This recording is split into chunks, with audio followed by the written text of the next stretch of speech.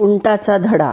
भाजी विक्रेता रामू आणि दामू कुंभार हे खूप चांगले मित्र होते.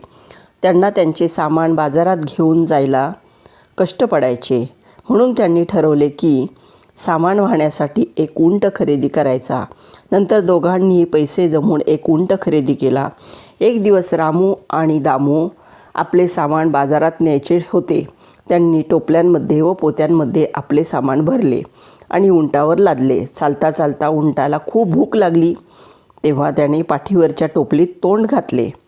रामूने टोपलीत ठेवलेली भाजी तो खाऊ लागला. दामूने उंटाला भाजी खाताना पाहिले, परंतु त्याने रामूला सांगितले नाही. दामूने विचार केला की माझी मडकी तर सुरक्षित आहे ना, मला रामूला सांगायची काय गरज आहे. तो आरामात चालू लागला. त्याला त्याच्या मित्राच्या नुकसानीची कोणतीच चिंता नव्हती.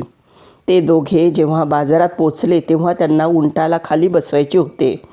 उंट जड सामानाच्या दिशेने पटकन खाली बसू लागला. तेव्हा त्याच्या वजनाने सगळी मडकी फुटून गेली. आता मात्र दामूला स्वतःचाच राग आला. त्याला खूप पश्चाताप झाला.